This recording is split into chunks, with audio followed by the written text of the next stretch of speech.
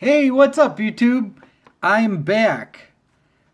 Thanks for watching all of my videos. I'm really excited because a lot of you guys have really put out a lot of great input. Be sure to like this video if you do like it and subscribe to my channel for more great videos coming up. I may look a little tired. It's Friday afternoon and it's actually Friday evening. I'm looking forward to sharing with you this video on programming with AlphaCAM. Okay, YouTube. All right, so I've had a lot of requests to show how to make or write G code. The program that I use is AlphaCAM. I'm going to go ahead and use AlphaCAM 2012 to show you how to create a file that can run on the Biesse Rover 24. It's fairly complicated, so I will be pausing the video. All right, so open up AlphaCAM Advanced Router and go ahead and insert a file from a CAD program, like any kind of CAD program will do. Let's say it's a AutoCAD or any kind of CAD that's a DXF or DWG file, and you input CAD by clicking the Input CAD button, and so you'll see the Input CAD button as the arrow. It's kind of the triangle and down to the right arrow right there, and we'll open that up. Now you can select DXF, DWG, whatever your file is. You go ahead and select the type of file that matches what you're trying to input. For me, I'm using a DWG, and I hit clear memory and hit OK. Now I'm going to go and select the file from my folder that contains the drawing that I want to pull my part sheets out of. Now you can see here I've got a couple of part sheets all laid out. I'm working in the upper right hand corner of this program that you can see on the screen right now.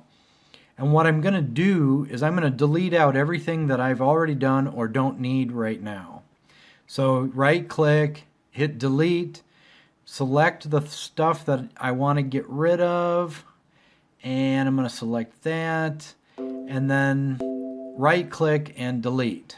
Now, what I did there is I right clicked and then I hit the A key on the keyboard. That's a quick key or a hotkey for view all, zoom all, whatever you want to call it. So you'll see me doing that. I'll try to not do it so quickly throughout the video moving forward. Or I'll try to use my mouse to click on everything. Hopefully I won't lose you too badly. You can always pause the video and back up.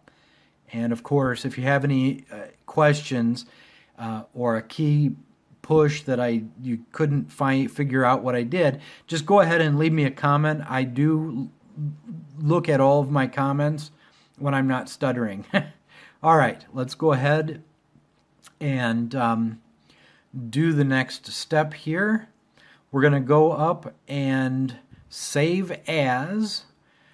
Now I've got two different programs here. I've got this one for the grill hood wall, and I already saved it, and so I'm going to select the one that I saved. What I would do is type in the name that I want to save it as. In this case, I already saved it. Hit save, and then follow through with that. Now I'm going to do a save as again for the other program that I have, and this is basic workflow stuff.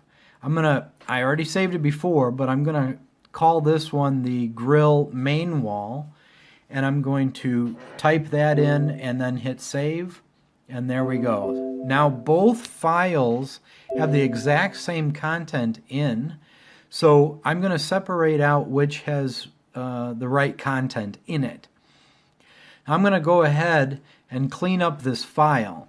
So the name of the file that I'm in is the TCAO grill main wall, and I want to go ahead and get rid of the hood wall sheet that I'm working that I've drawn. So let's go ahead and do that. I'm going to right click, delete, select the parts I want to get rid of, right click and hit OK. Right click, zoom all. All right. Okay, so now I'm going to move this parts sheet, which is the size of my material that I'm going to put on the Biesse. The Biesse has a deck roughly 4.5 feet by 10 feet. So my 4 foot by 8 foot sheet goods of I think you'd call it 2 centimeter, but we have it as 3/4 inch plywood is what I'm cutting right here. I'm going to select all of that and make sure that I have the sheet at 0, 0 in the bottom left corner. So I'm going to select it. I'm going to hit F6 to select the end of a line. And then I'm going to go down to my coordinate system, highlight that, and put 0, 0, and hit OK. Now I'm going to right click, zoom all, and boom, there we are.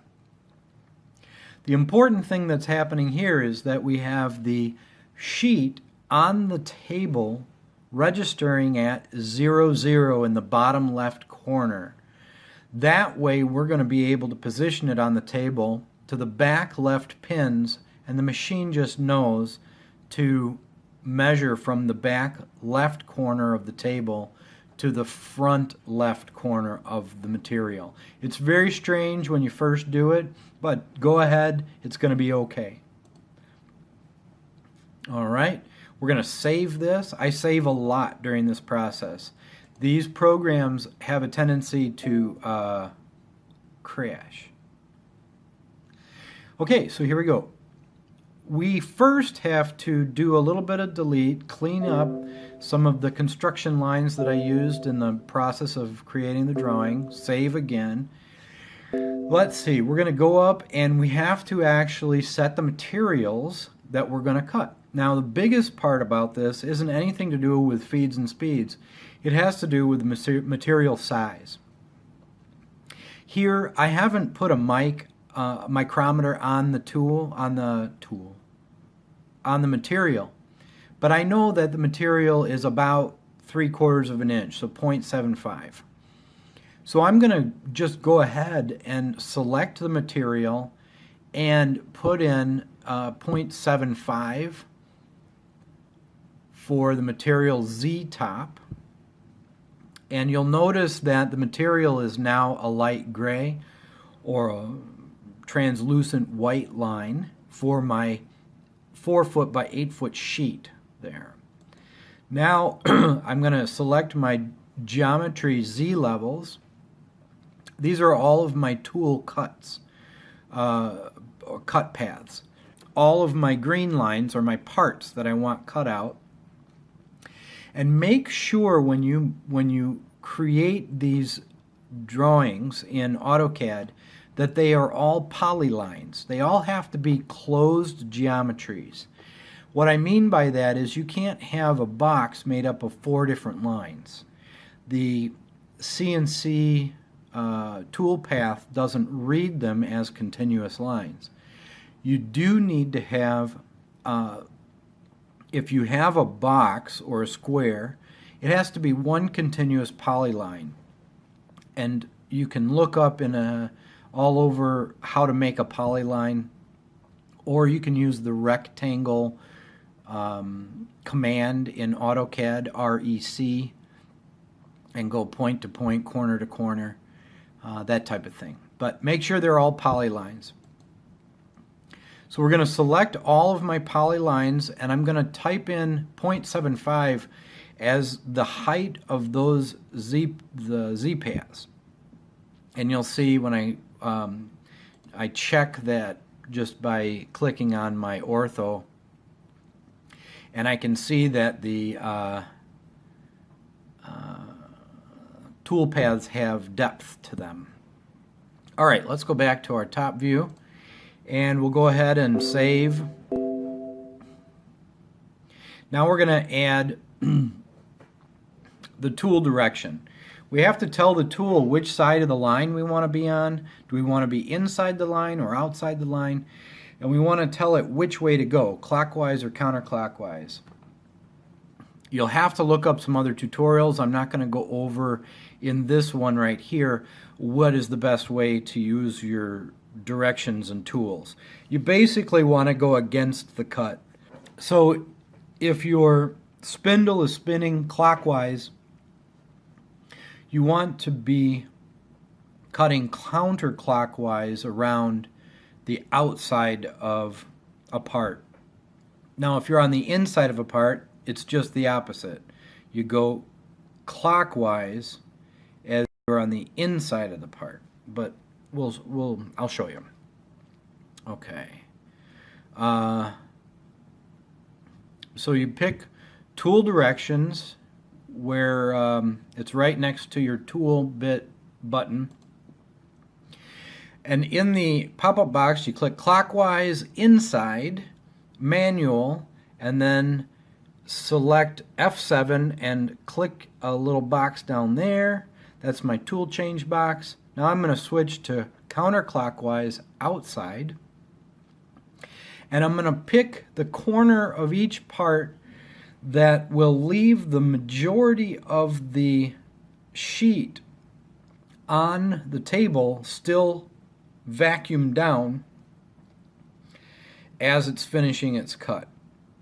And if you have any questions about that, feel free to ask me or comment in the section below. So we close that dialog box and we can go up here to the this arrow thing. It shows us our paths and direction of the ghost tool is what it's called. So you see that? I will click that off. We'll select the tool, your tools catalog, and then navigate to your tools folder where you've set your tools up. And then I'm going to use the 1/2 inch compression bit. Select the tool with that button, and now you're going to see your cursor floating around with the tool right there on the tip of your arrow pointer. You haven't selected the tool yet. Go ahead and left click anywhere in the box. It doesn't matter, you're just selecting the tool. So just left click. Now the tool is set. Now we have to cut the paths. So go up here, you have drill, tap, rough, finish, engraving, drill holes, pocketing. We're going to go to rough or finish cut paths. And the dialog box pops up, hit selected. This is operation number 1. Don't change that. Check your tool. Tool number, I don't see a tool number, but it is the 1/2 inch compression bit. And we want machine comp. That means that what we tell it to do in this program, it will send coordinates and the machine will make all the changes, not us. Then we want to make sure that we are going around corners in a straight manner. We don't want to roll around corners. That slows down the program and the machine every time you come to a corner. Now we're going to put in our Z levels. So our safe rapid level is 2 inches. I'm going to do rapid down to 1.5. Material top, I treat the top of the material as 0. And so that makes my final depth 0.752. I go 2/1000ths of an inch more than what I'm cutting. I always go 2/1000ths of an inch deeper than my material depth. So you have to remember what your material depth that you set was. Alright, so and I always have to put the negative 0.752 below the top of the material. Alright, so I'm going to do number of cuts 2. I'm going to specify the depth of cut as 0.625. Leaves a little bit more than 1/8 of an inch to cut on my onion pass. I've got a spindle speed of 18,000 RPM, and my down feed is 12, and my cut feed is 18. Those the 18 here represents 18 meters per minute. So this equates to about 12 inches per second on cutting at 100% speed. So pretty quick. All right, let's go down here. Apply auto lead in and out. Apply auto lead in and out. And I have devised this scheme to be able to have the lead in and out at the same point, so it connects the input-output or your in-out paths in a teardrop shape. So I both 0.5 approach is 135. Copy it to the lead out as well, and there we go.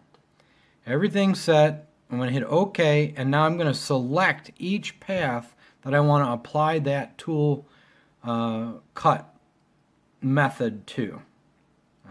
You can highlight those, right click, and bam!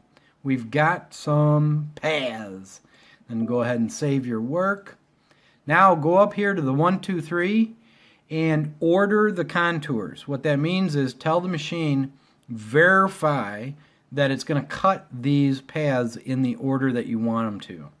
So I'm going to start with my path down here in the corner, off the table. Then I'm going to do this, there, there.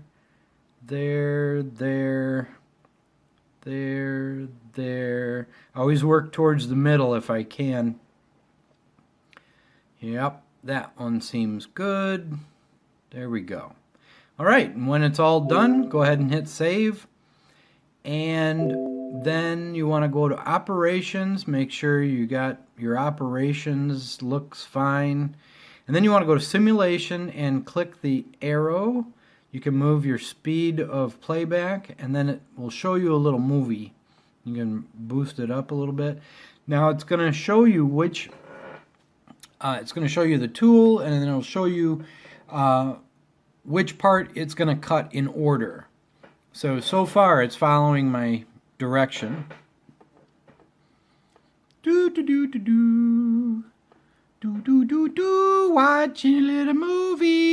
Watching a little movie. Okay, we go around.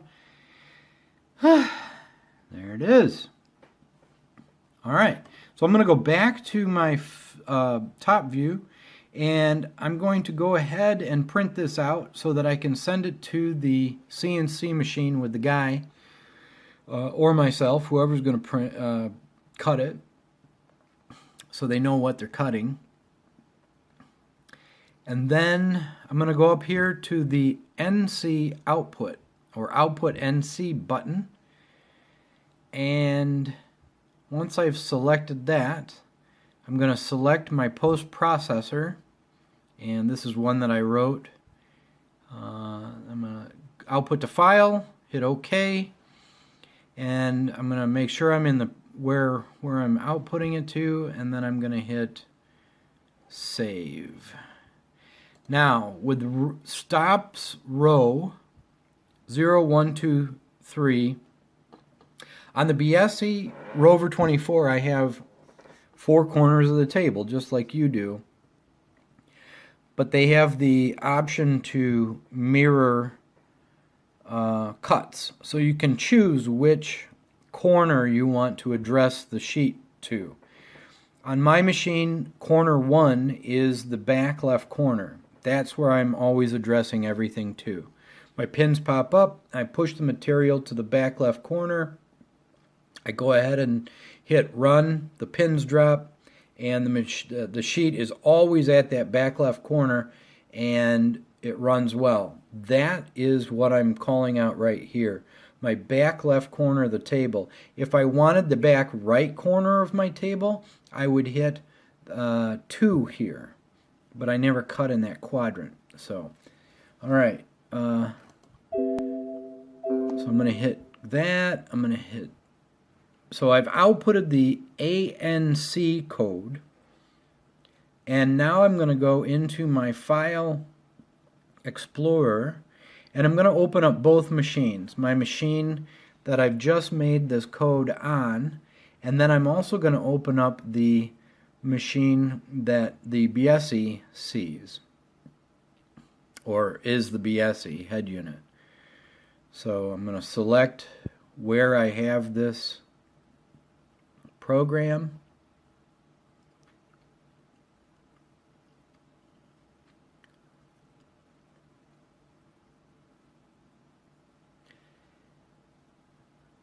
Pretty deep file system sometimes. And select the program, or find the place where it is. Now you'll have an ASD or an ARD program, and you'll also have an ANC program. The Biesse runs the ANC program. That's the NC code that's been outputted. Numeric control code.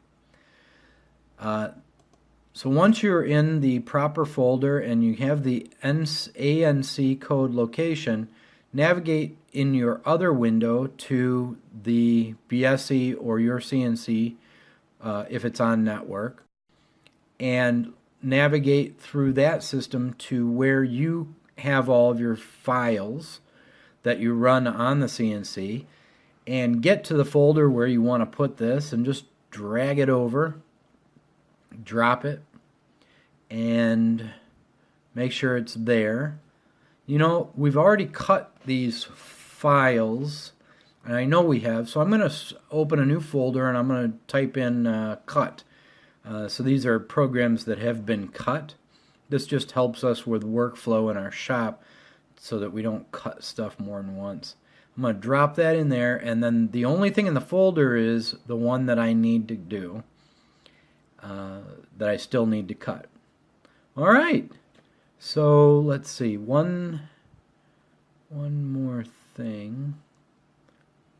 Aha, then I'm going to go ahead and open up the other sheet that I have, and look, it looks exactly the same as what I started with, but the name is different. So I'm going to go ahead and erase out the grill main wall, and there you go.